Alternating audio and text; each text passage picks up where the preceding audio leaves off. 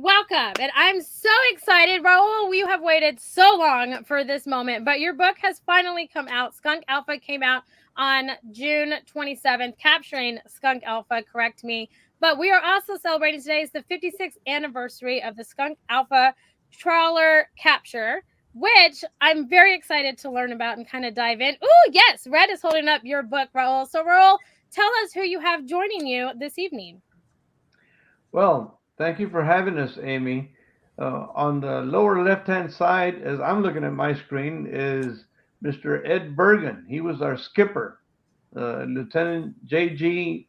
Edward J. Bergen. And up on the upper right-hand corner, wearing those earmuffs, is Jim Snyder, our engineman. Well, he was our second engineman. We might touch on that later on, but yes, he was an engineman. And Mr. Red O'Laughlin. Many of y'all have seen him before.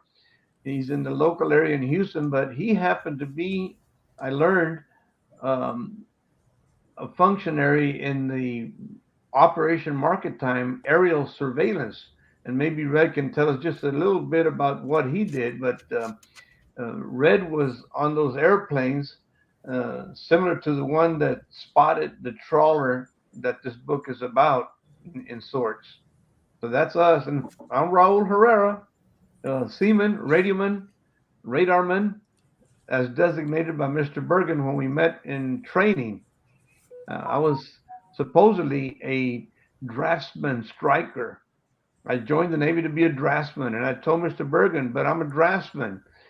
And Ed can tell us about how he decided to make me the radio radarman, right, Ed? That's right. After you got called Bean by our bosun mate. Yeah, we all had Amy. We all had nicknames. We all had monikers. And Okay. when I met our crew,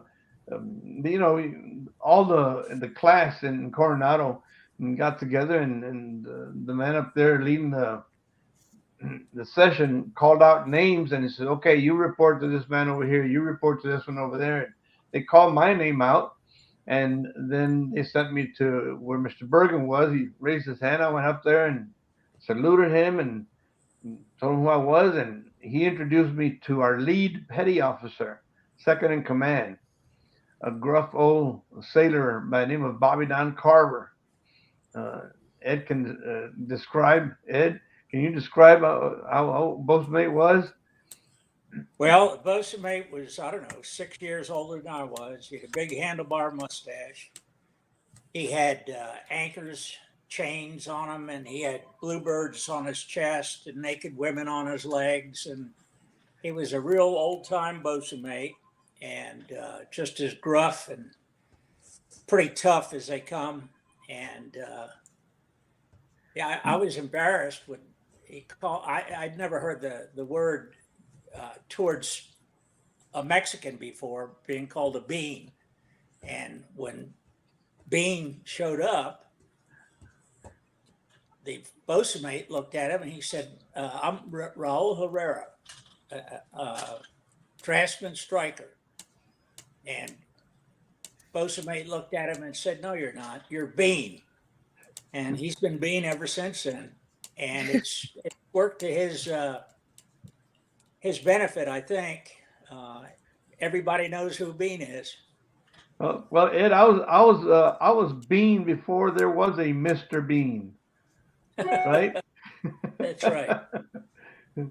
So, I love and it. Mr. Jim Snyder, what was your handle, Jim? Do you remember what your handle was? What your moniker was? Yeah, hog jaws. Yeah, That was given to me by the bosun mate too. yeah, he did. And we had an engineman prior to Jim showing up by the name of his nickname was Porky, and I never asked him how he got that name. I don't know whether I missed anything or not, but I figured I would ask him how he got the name Porky. Uh, and we just had a real variety. We got a seaman assigned to us by the name of McNamara, and he was Mac. And we had Gunner, who was Middleton, who we're trying to get on today, but it doesn't look like he's going to make it. So he was Gunner. And I started off with a call sign. All the officers give each other call signs, and normally you try and make them as embarrassing as possible for them. Of For course. instance, we had one officer, not going to mention his name, but we called him Megaphone Bravo, which stood for mouth big. He's got a tremendous voice. And my nickname started off because my name's Bergen, Edgar Bergen and Charlie McCarthy. So they started off calling me Charlie McCarthy, or Charlie Mike. I guess it started off Charlie Mike, and it got shortened to Charlie. But what a bunch of confusion that was when somebody would say, "Where's Charlie?" He said, "He's everywhere. Anywhere you go, sure, Charlie's there." So they decided to change it. Well, the other dummy was called Mortimer Snurd. So they gave me the call sign Mort Sierra. And that evolved to just Mort because it was too much to say Mort Sierra. So I became Mort. Well, let me correct you, Ed. Let me correct you. You got crowned Lord Mort because of your direction, your leadership in capturing that trawler. Well, that's true. A guy by the name of, just to throw this in real quick, a guy by the name of Kurt Berlin, who we called Tarzan, and he got the nickname Tarzan from a guy by the name of Lou Masterson, who we called Killer Lou for good reason. And Tarzan got his nickname because we were at the Apple, which is the auxiliary personnel living quarters in Da Nang. And when he reported aboard and he walked over to Lou and I, we were standing there talking, and he put his hand out and he goes, "Berlin's the name." And Lou looked at him and said, "No, it's not. It's Tarzan. That's the only person I know with one name." So he became Tarzan. But he's the one coming back that night, or I guess it was the morning, early morning. We were out of ammunition, out of everything, and we wanted to get back to port. So we left the group, and we're driving back, and he called up on, I think it was single sideband, and he said, "From now on, you're Lord Mort." And I think it's because we had shown the movie El Cid, and everybody had watched it, and it was the Lord of Ular. And I think he just picked that up, so it became Lord Mort. Well, Lord Mort basically is the king of death, right? Basically, for killing Mort's the trawler. death, yeah, well, we did a lot of that. But so Red, I want to kind of know, what was your whole role in, this trawler capture? I know that you were doing flying. I don't know. My dad was in the Air Force, so I know those lingos, but that's all I know, you guys. So I'm trying. But Red, what was your kind of role?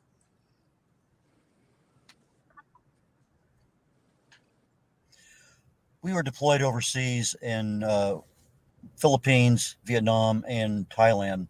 And if I was taking off, say, out of Cameron Bay, which we were at, we take off just before daylight. We'd be on station literally about 5 minutes after we took off, and remain probably about 200 feet until it got too dark to see anything. And our mission that day was to look at every single boat that was going up and down, north and south, in the South China Sea. And we had certain requirements we had to do for each one of them with regard to their upright sequence, the speed, etc. And if we came across what they call a trawler, we had, I believe, 7 different kinds that we were looking for. We were allowed one pass, never come back and look at them again, come on radar. And then we would report that we had a suspicious vessel. Somebody would come out and land. Everybody would say, "Yeah, that's more than likely him," and we'd turn it over to somebody. And that turnover may be to a submarine, it may be to a destroyer. Many times it was to another aircraft, depending on what was going on. And it didn't matter whether there was a typhoon going in the Paracels or the Spratlys or whatever. I can remember being out there 1,500 feet, and one of the typhoons, the trawler was sitting there in the Spratly Islands, and we had to fly that kind of mission all day long, about 12 hours once we were there. And but our mission was to find them. Once we found them, we tracked them for a while, turned them over, and then once we turned them over, that's when the Surface Navy generally took charge. Sometimes they would send an OV-10 or something like that out of South Vietnam and blow it out of the water if it crossed the border of Vietnam. But most of the time, we never knew what happened to them. It wasn't until we got some other people in. Oh yeah, we tracked that one and did whatever. But I can personally remember turning over 2 of them to submarines, and they just followed them, on down. So, but that was our mission, was to find them, and we would generally see at least minimum 100 ships a day on a 10, 11, 12-hour mission, depending on where we flew out of. I Most of didn't the know time with South I didn't China know. Sea, but if I'm flying out of Thailand, we're flying out of the Indian Ocean. Operation Market Time. I didn't know that there were submarines out there, Ed. Yeah, but you remember Daly surfaced the same submarine twice. Huh, Did you Dan remember Daly did that? Yeah, he put a light on a submarine that had a bunch of SEALs getting ready to go ashore. So he blew their going ashore. The submarine went down and left. And then about 4 months later, in a different patrol area, he gets another contact and he lights it up, and it's the same submarine. And the skipper asked him to come over to the submarine. He talked to him and, said, "Mr. Daly, is that you again?" And it was. Read Daly's book, Bean. Yeah, Dan Daly has a book Yeah, also. you have an area in the South China. What's that? You have an area in the South China Sea called Dangerous Grounds, where it's really, really shallow. So if the boat is in that area, it's generally a surface craft that's following them, or an aircraft. But if it's in the deeper water, most of the time we turn it over to submarines. That's interesting. Oh. So tell me a little bit about this anniversary that we're celebrating. I don't know a whole lot about Skunk Alpha or about Swift boats. And so, Raul, I know you want to tell me about it. I just know that because every time I talk to you, you ask me if I know what a Swift boat is. I've heard about capturing Skunk Alpha has been in the works for so long. So I really want to kind of dive in and use this to kind of spread that message and kind of what we're kind of celebrating this anniversary today, what all it really is about. Yeah, well, Amy, I may have told you that this particular book has been in the works for over 40 years. 40 Yes. years. And what happened, a little brief story behind this. The boatswain, Bobby Dunn Carver, that we talked about, he's the one that fired a 81 millimeter mortar white phosphorus round into the pilot house of the trawler on the left side, on the port side, forcing it to run aground, and thus keeping 90 tons of ammunition and supplies from the Viet Cong and NVA soldiers in the area. And well, part of what happened was that word got back to Saigon, and it was a big to do about it. There was stories written in Stars and Stripes magazine. We had an award ceremony where we were personally decorated by Premier Key and Chief of State Nguyen Van Thieu. And of course, everyone knew, including the enemy, that PCF 79 had been the one who actually brought that trawler down. And so they had a bounty out on us.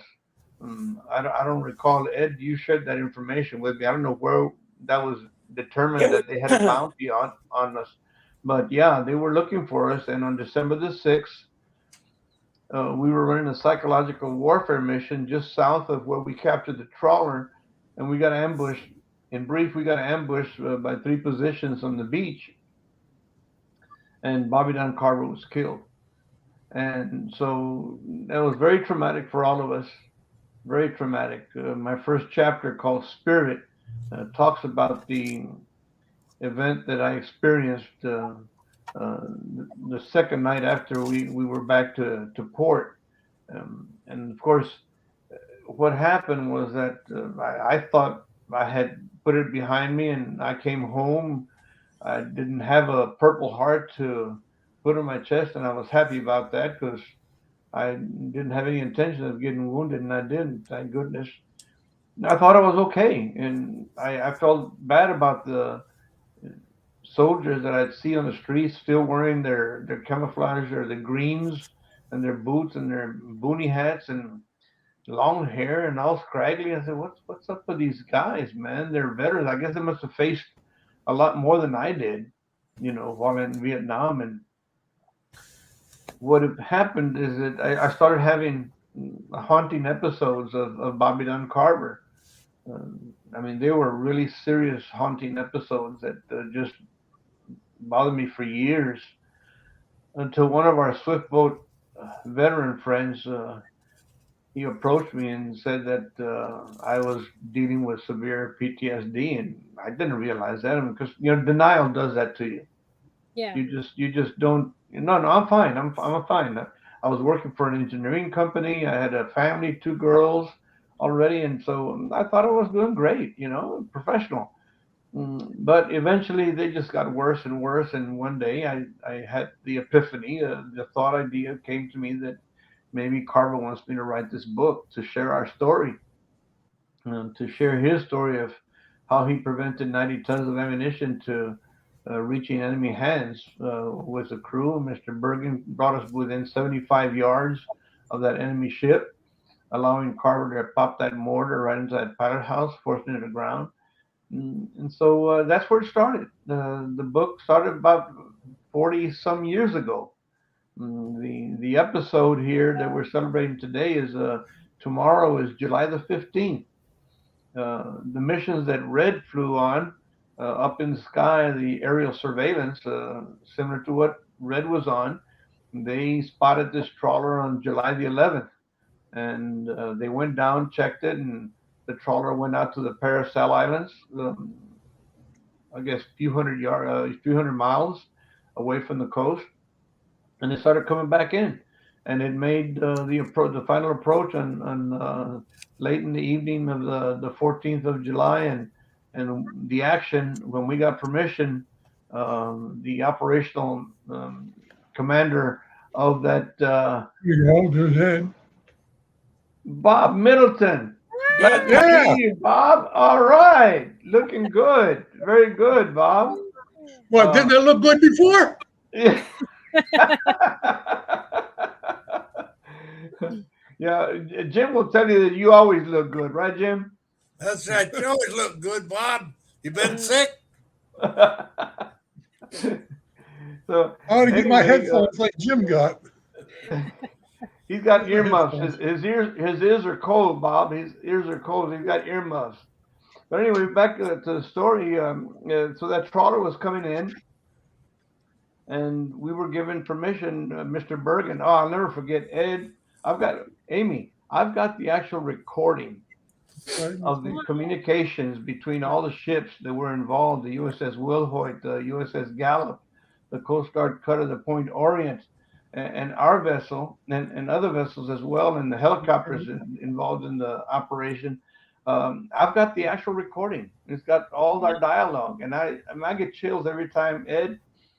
Every time I hear you responding to the Coast Guard cutter, that you had a fast-moving contact moving up the river, request permission to go in and get him, and then you said, "I'm on my way," and oh my God, even just talking about it gives me chills because I knew we were going to be facing action real quick, and sure enough, about quarter past midnight on the 15th of July, the darkness of the moon, that's when we actually engaged the enemy ship. And Bob, he'll tell you.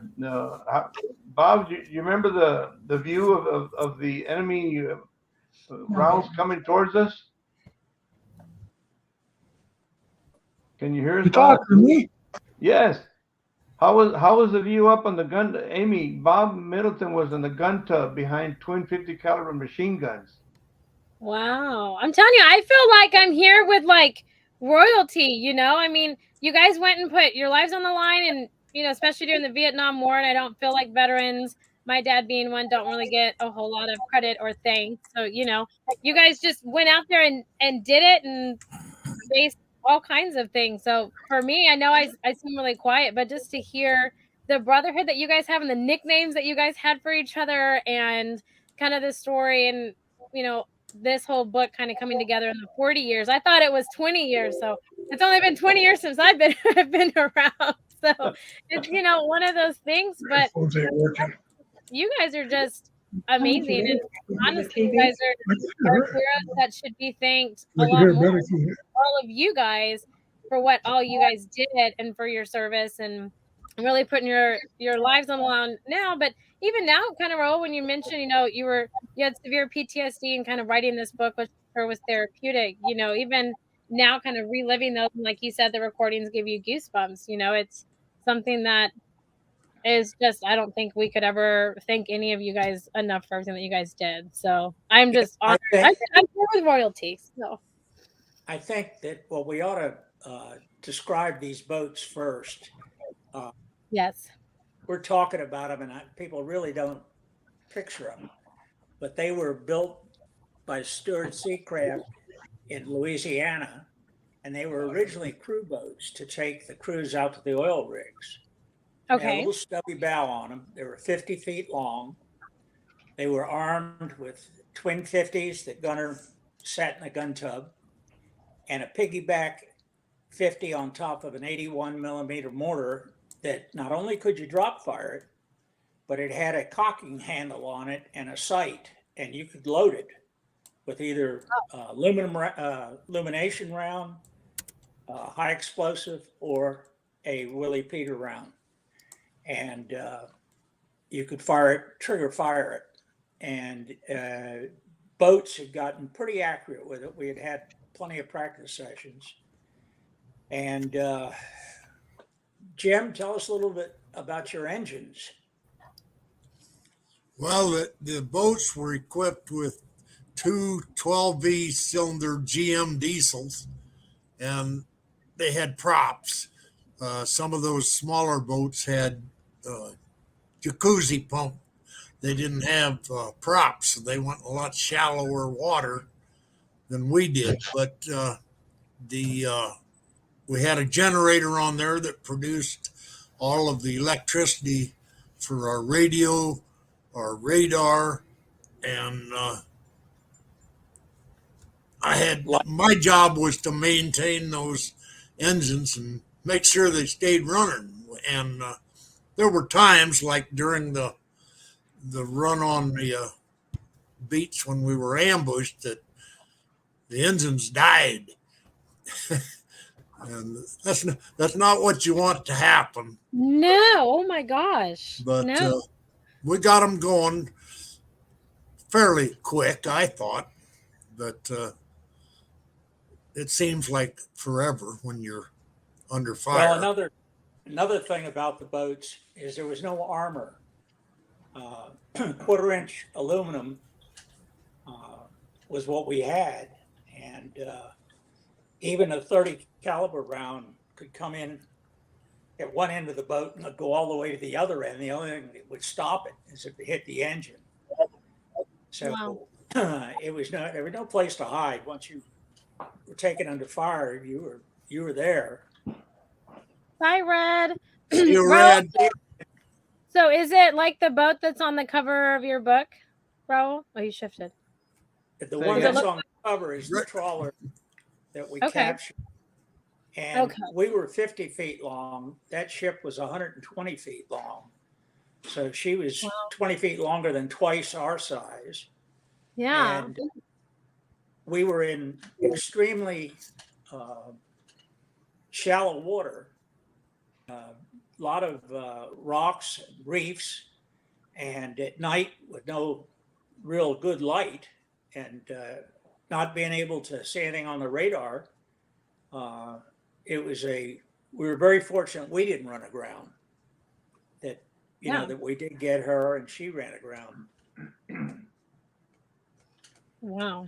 So you guys just knew what you were doing in the heat of the moment. I can't imagine trying to get the engines running when they stopped and you're, doing all this. I'm sure that felt like forever. And for you to say, oh, it was pretty quick. I mean, for me, I don't know if my daughter breaks her arm, in 5 minutes, you're trying to get to the ER, that seems like eternity, so I can only imagine what feelings and stress and all that. So you guys are just great under pressure. I mean, look at all you guys here. You guys are all like friends and it's like brotherhoods, and you guys are all just like, yeah, no, this is what happened, cool under pressure. And I'd be like, this is what happened. And then I started freaking out and then I just went this way, So man, kudos to you guys, because I know that it is. Well, that's where our training comes in. Right? You don't stop and think. I don't think you've got the training, and you just use what you got. Yeah, your instincts kick in for sure, and all the training and stuff that you guys went through just becomes, second nature. I think the other thing that makes it so interesting for the crews of these swift boats is that you're together for a long period of time on patrol through daylight hours and nighttime. Yeah. And you have to share almost everything that goes on, whether it's running to get coffee for the bosun mate, which I didn't do, but we had a seaman that hated doing it. And, or Bean would occasionally get a gift package from his mother of Mexican food, and he'd cook us a real Mexican fiesta, and we'd have that for dinner. So we were pretty fortunate. We had a hot plate, double burner hot plate. We had a little reefer where we could carry some cold foods, and we did our own cooking. Everybody shared, and you become a pretty tight unit that way. Yeah, I can only imagine. You're spending literally every day, like 24 hours a day with each other, relationships. Well, we would, when we weren't on patrol, we'd have, 12, 14 hours off, 20 hours off, where we could go in, take a shower, get some sack time, because it was hard to sleep on patrol, even though we were broken into 2 watches, 3 men each. You just couldn't sleep. I mean, the radios are going, or you're boarding junks. Things were going on all the time. Yeah. So it was nice to come in and rest.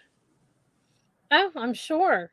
I'm sure. I can only imagine. So tell me a little bit about, this 56th anniversary and Skunk Alpha, like capturing that trawler and stuff. Why was that so kind of pivotal and important? Kind of explain that whole, thing to me. Go ahead, Bean. Well, obviously the celebration, it happens every year. We'll never forget this. Yeah. Anything that took place on our crew until we die, it's with us forever. But we always reflect on the fact that, my recollection, I guess thought on that is that, we were decorated by the chief of state, by the premier. That's all grandiose, but those are big deals. It's more than that. It's the fact that through our joint effort as a crew, we brought down an enemy vessel with more than 90 tons of ammunition and supplies.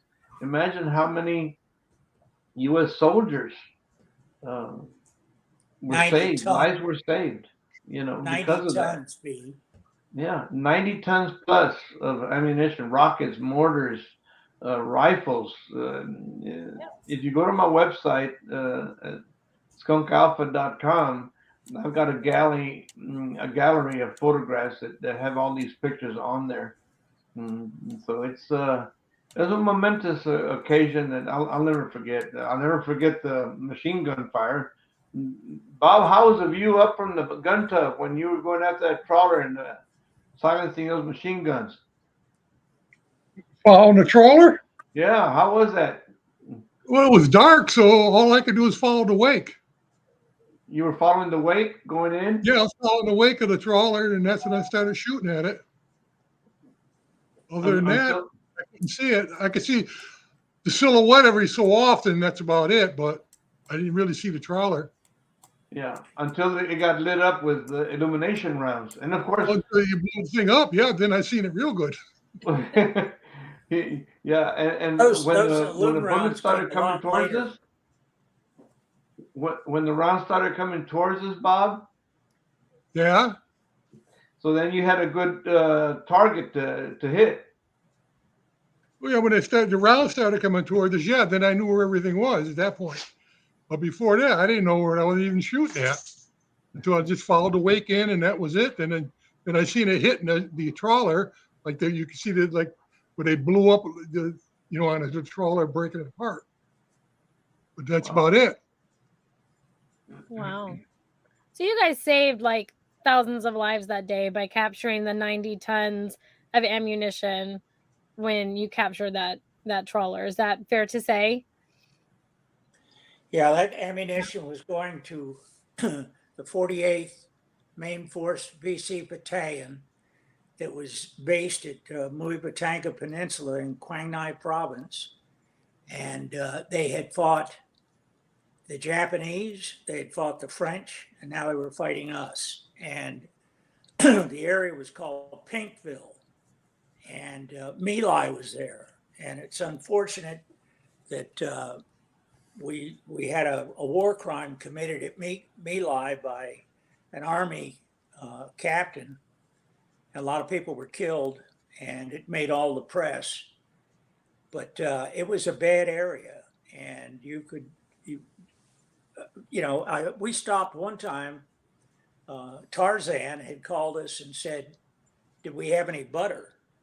And I said, "Yeah, we got some butter with it." He said, "Well, would you bring it by?" I said, "Where are you?" He said, "I'm just a little bit north of Batangan." So we were south of there. So we came on up, came around Batangan. There he was sitting there, but he was only about 100 yards offshore. And I thought, well, this shouldn't, we should be further out, really. And but we pulled up and put a line across and tied both boats up.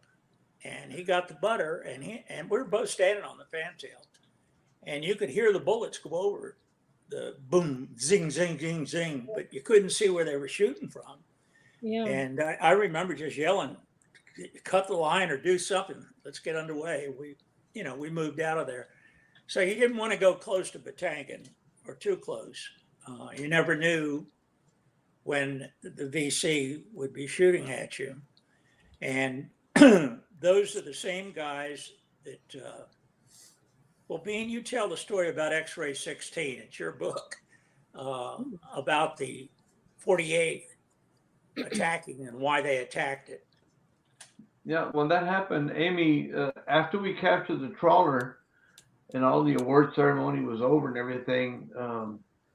Less than a month after we captured the ship, there was a Vietnamese junk base, a Vietnamese Navy junk base. They operated their patrols from wooden vessels. They called them Yabuta junks, motorized, very slow, relatively slow. Well, they had a Navy base. Different areas along the coast had Vietnamese junk bases. Well, because we captured the trawler and took 90 tons of ammunition away from the enemy, they retaliated and they attacked this junk base with over 300, I believe there were 300 enemy soldiers, Viet Cong and NVA regulars. They swarmed the base and destroyed it. One of the lead liaison, the lead advisor, U.S. naval advisor on that base, ordered his 3 assistants, another officer and 2 enlisted men, to head for the estuary adjacent to the junk base and run for their lives because they were just swarming the base. And they found him later on. He had been executed, bullet to the back of his head. And that was Lieutenant Fitzgerald. They named a destroyer after him. Ed, you remember that? The USS Fitzgerald? Oh, yeah. She was recently in a collision in the South China Sea. but one of the new destroyers was named after William F. Fitzgerald, and they also named one of the buildings at the Officer Candidate School after him. Yes, that's in Rhode Island. We daisy chained him down to 16. I don't know if you know that. No, I don't remember that. Yeah, when he was going to 16, dropped him to Lost somebody in Delta or something. And when we were going down there, we were talking, and he said, "What do you think of Coastal Division, Coastal Group 16?" And I said, "You're really in the heart of Indian country." He said, "Yeah, I know." He said, "I know that the two guys before me both got killed. One of them, I think, was friendly fire from the Air Force, but the other one was killed by a sniper. And of course, then they killed him. So they lost 3 in a row. It was a dangerous place to be. Even when the Arvins came in, well, we had 3 boats that ran in down the river that night, or 4 boats down the river that night, and offered illumination and machine gun fire to drive the North Vietnamese and the Viet Cong out of the base, which we did, or they did. We weren't there that night. And in the morning, when the Arvins were in there was a Viet Cong flag hanging on the flagpole. And I was told that the major in charge there told him, "Pull that flag down." And the guy went to pull it down. It was booby trapped, and it killed the young man that was pulling it down. But it was very, very difficult. A lot of people got wounded that night. A good friend of ours, Dick Jankowski, we called him Red Rider because he looked like Red Rider. He delivered a baby that night. With the Vietnamese at the junk base had their families with them, so they all got butchered. I mean, the children, the wives, the sailors. It was a horrible experience for him. And in fact, before he died, Fitzgerald called in artillery on top of him, right on top of the base, because it was overrun. Okay. And he was posthumously awarded the Navy Cross. I think he was Naval Academy graduate too. Mm-hmm. Really a nice guy, and I only met him that short, maybe an hour we talked, and that was probably 4 or 5 months before they got overrun. Bean, tell them a little bit about your stories. My stories? Yeah. Like my relationship with that guy called Boats Carver? Yeah. A little rough on him. Yeah. No, I had a good time with Carver. Of course, you all know that I'm from San Antonio. I'm straight from the Mexican barrio, right? Yes, ma'am. I am too. You can take the young man out of the barrio, but you can't take the barrio out of the young man. I tell you what, I don't know if you noticed, Ed, but I had been told that, of course, in addition to our sea bag, that we could ship to Vietnam a Foot Locker. So I did, and in it I put a record player, radio combination radio record player. I took my albums, from my in San Antonio, growing up there in the 60s, we had all these local yokel bands like Sonny the Sunliners, the Royal Jesters, and we'd go to weekend dances and whatnot. So I had to have my Mexican music, my teenage music. So I took it with me to Vietnam. I don't know if you ever knew that, Ed. But I know that you had a tape recorder. Yeah, right. I had a tape recorder. Bob, remember the tape recorders you had there in our bunk? Bob Middleton and I shared bunks, right, Bob? Yeah, we had a tape recorder going. Yeah. The only way I could stop you from that cucaracha music. That's right. Mariachi band. Another story that I really love about Bean, because he probably won't get around to it, but he was very good with the radios and the radar, but what he didn't know was flashing light.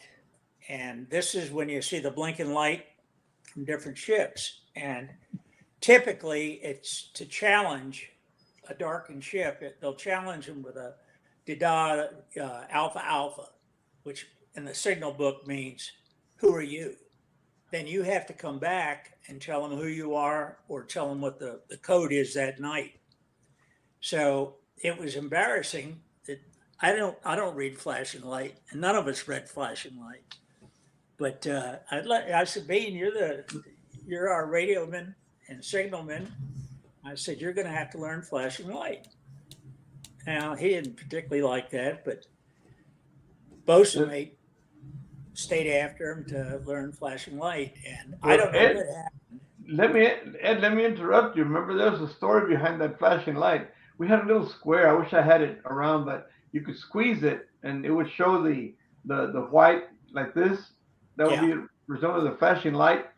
And again, Mr. Bergen here had told Carver to get me to learn flashing light and study it and practice it.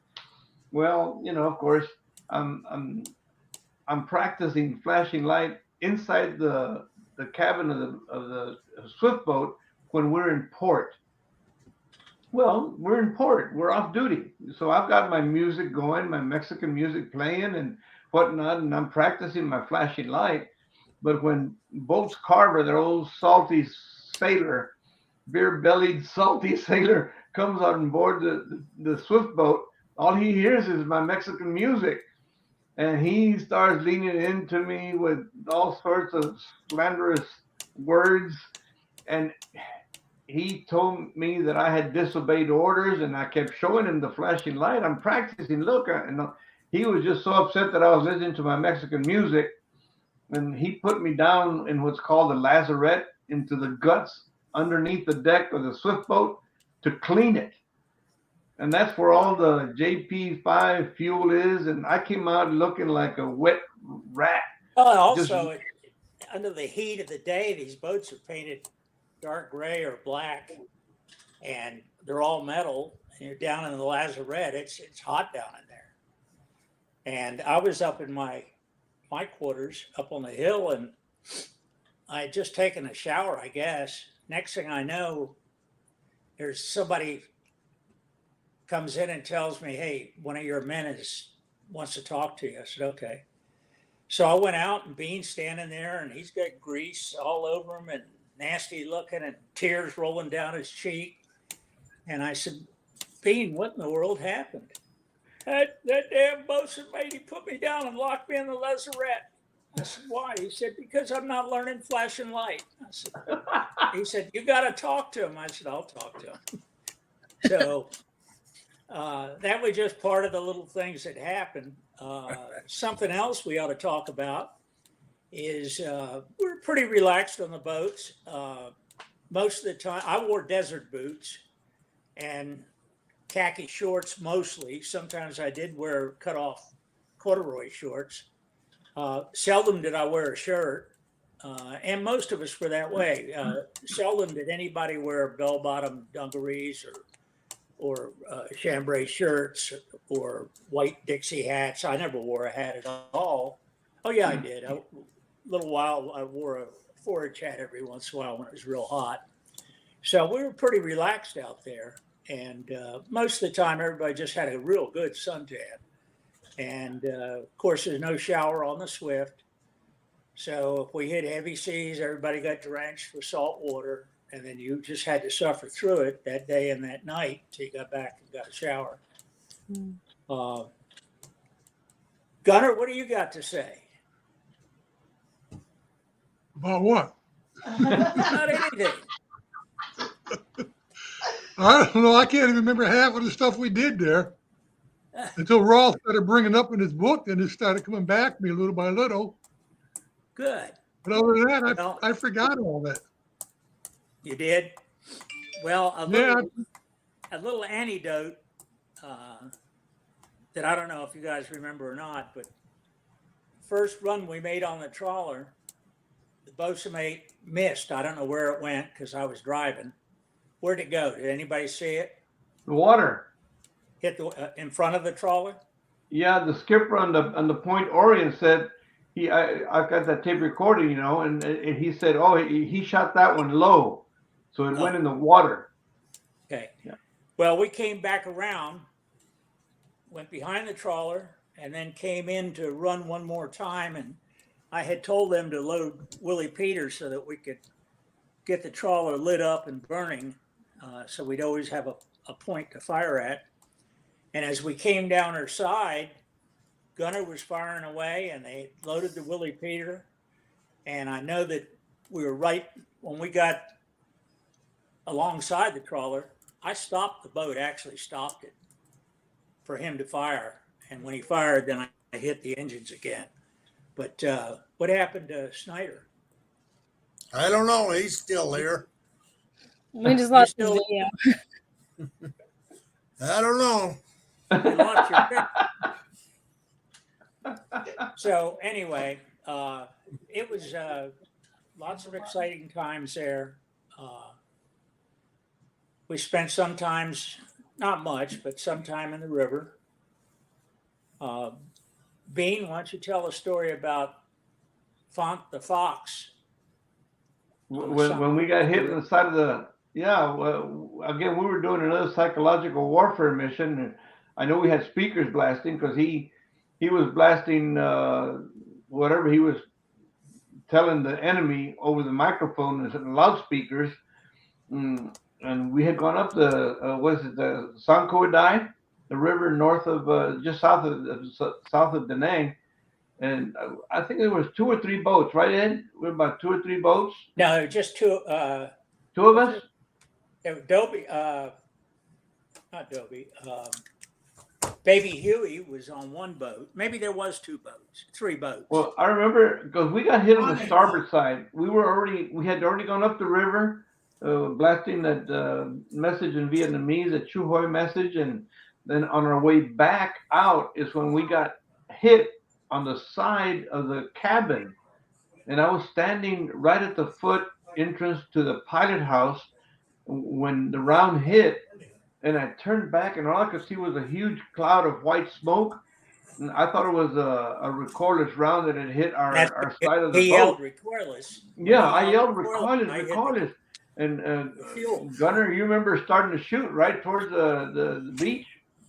And then, I remember that, yeah. But then we had to stop. I think, Ed, you called it a ceasefire because there's supposedly a friendly village behind them. Stuff plugged in.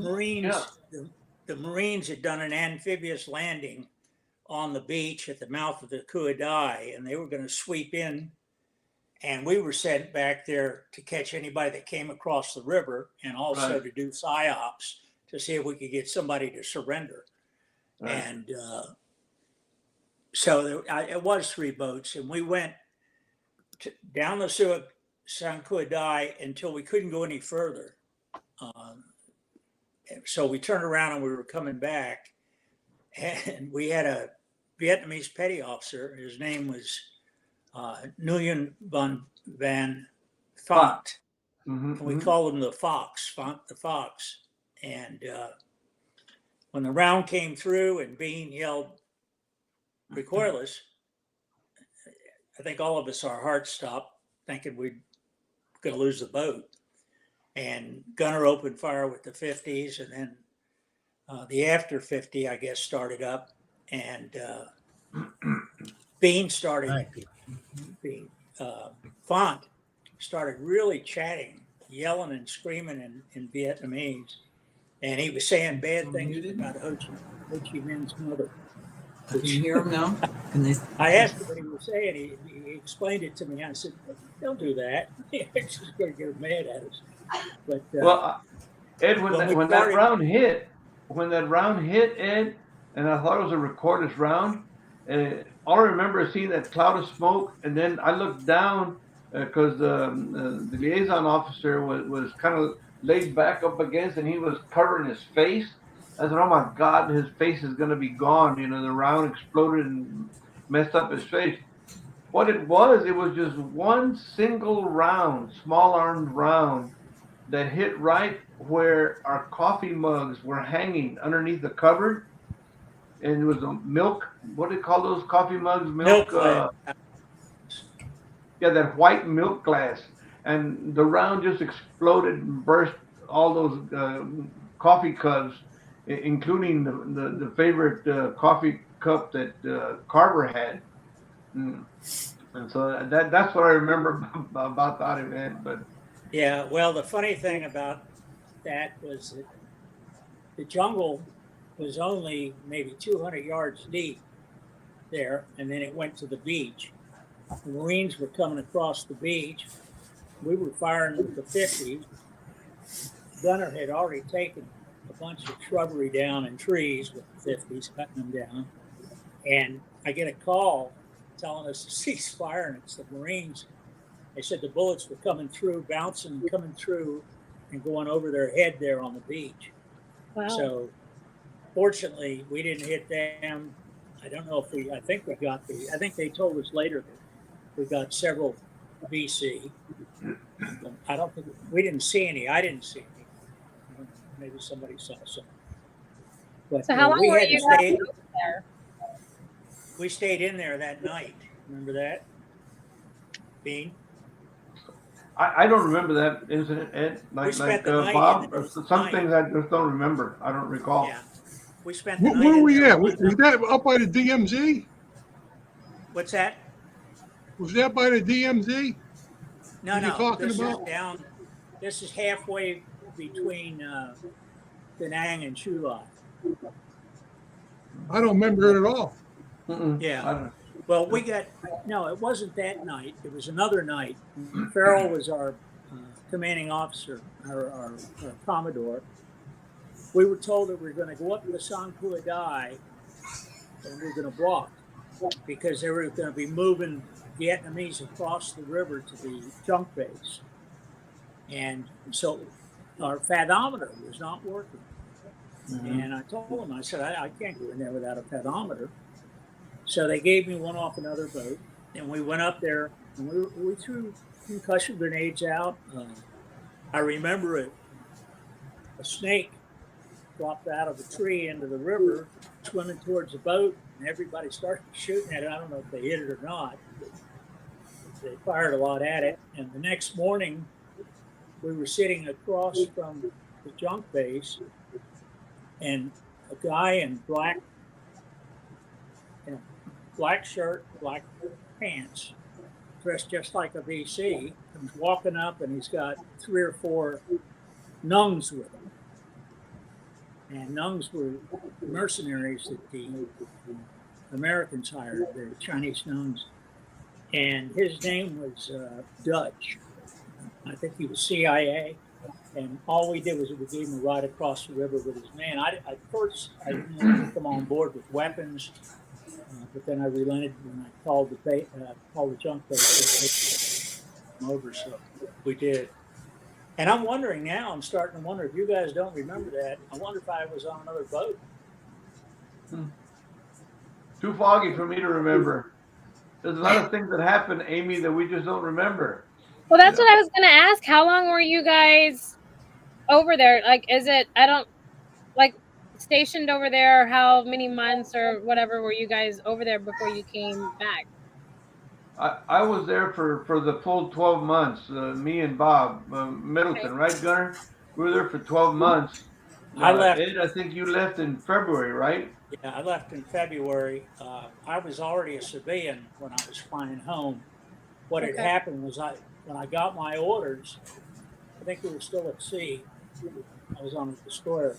We had to go into Newport, got into Newport, and then I had to wait to get orders to Swift Boat School, and so that came late. Yeah. So I only had like 8.5, 9 months of Navy left, and I think we lost probably 4 or 5 days when the flights were late going to Vietnam, and when I went to Da Nang, Tet was still going on. We had been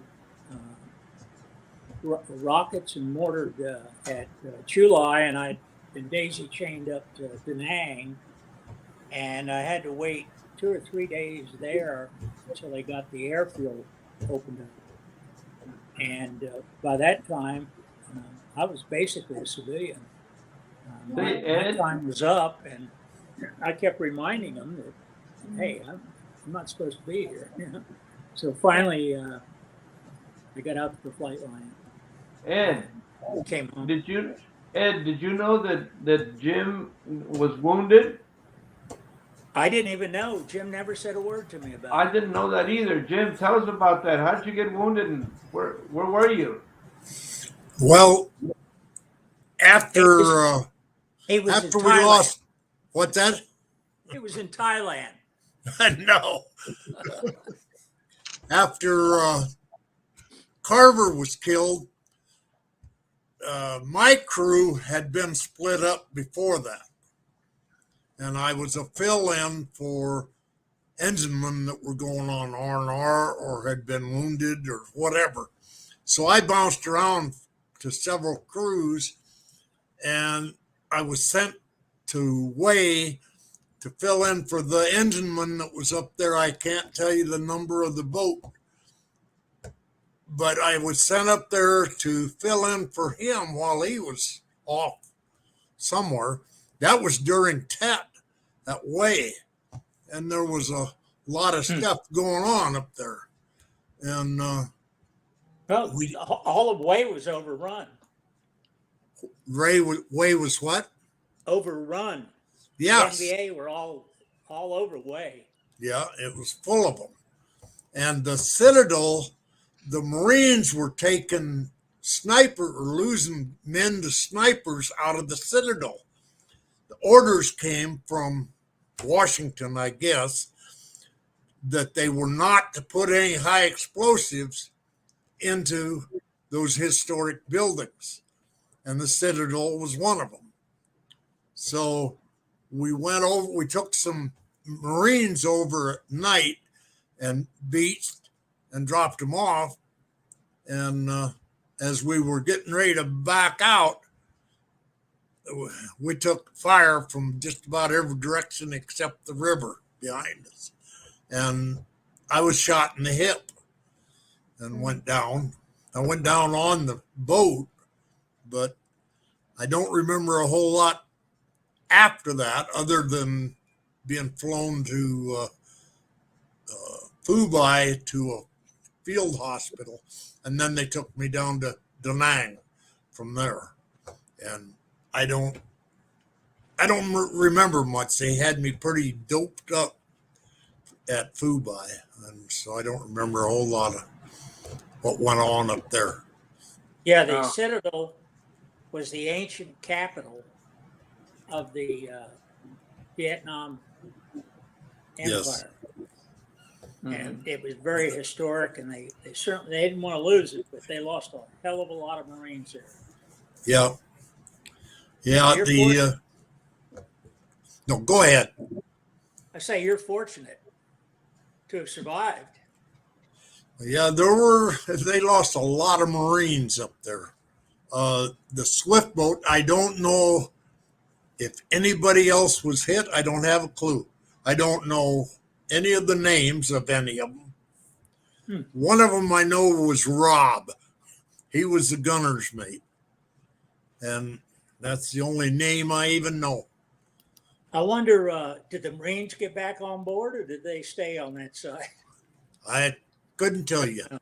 Yeah. It was a long night for me because the boat, I think, took me back over to across the perfume there. And the Marines had a little medical station over there. That's where they flew me out of. But what they did, I don't have a clue. I was in shell shock, they called me. Yeah, well, I can believe it. Yeah, and I don't really remember a whole lot of it. I went to Yokosuka, Japan. I don't know how long I was there. Then they flew me to the States, and Fitzsimmons Army Hospital in Denver. And Wow. Well- Igor was my nurse. Weren't you lucky? Yeah, he didn't care if he hurt you. We had I hope to run into the gent someday. the seaman that we had, McNamara, that we call Mac, was a sad story. He had already had one tour with Swift Boats, and he volunteered for a second tour. And I was short one guy, so they assigned him to me. And he was a nice kid, but he was pretty young and just not well coordinated.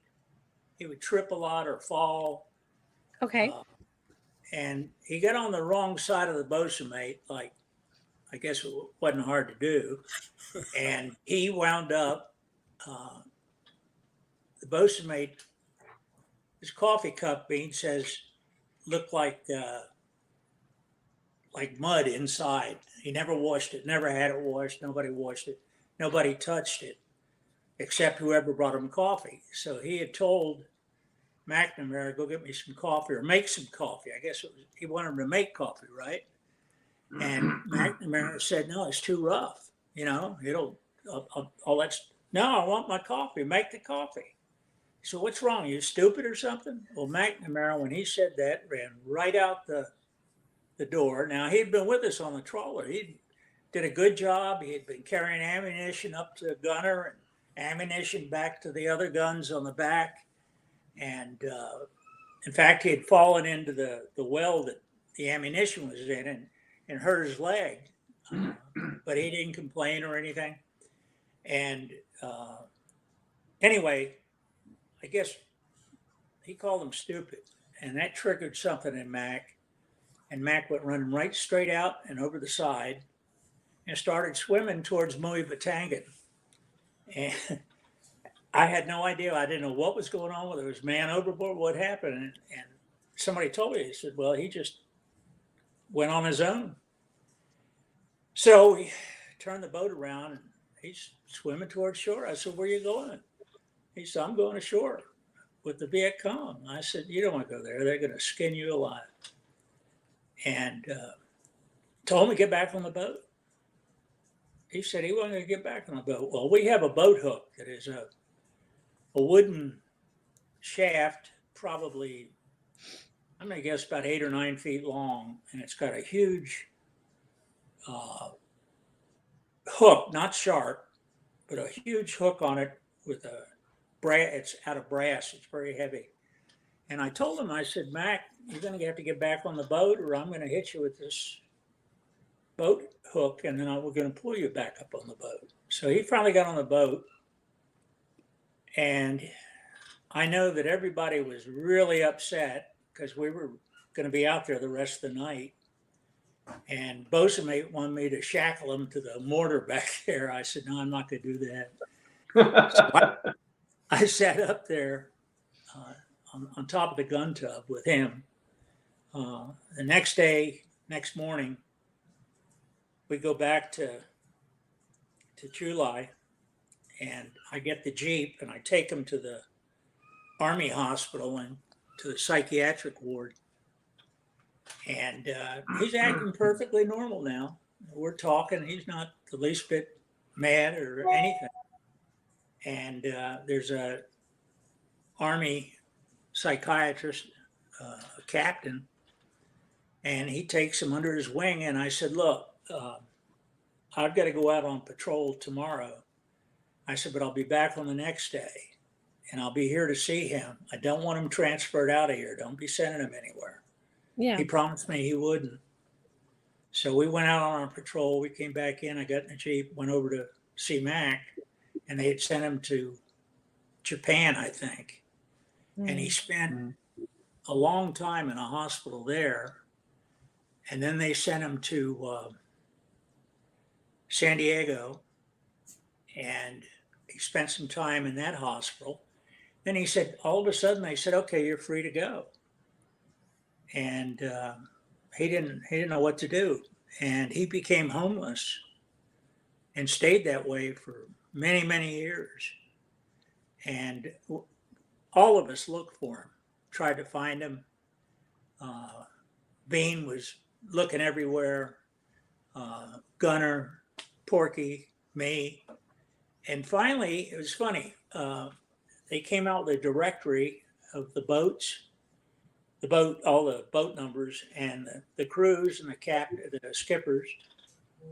And I see his name, and I see who the skipper was, and I see where the skipper was from, and I checked the rolls, and he belonged to the Swift Boat Association. So I called him up, and I said, "You used to have a sailor before he came to me. His name was McNamara." He said, "Yeah." I said, "Do you remember where he was from?" And he said, "Yeah, he was from Montecito, California." I said, "Do you know anything else about him?" He said, "No." So I see a name, Montecito, for McNamara. I call the number, and it's his brother or his cousin or something. And they said, "Well, he's living out in Nevada, someplace like that." And finally, he gets the message that I'm looking for him, and he calls me. And calls me on he gets my cell phone, calls me on the cell. I'm out fishing in Idaho, in Star, Idaho, and he's in a little town of Meridian.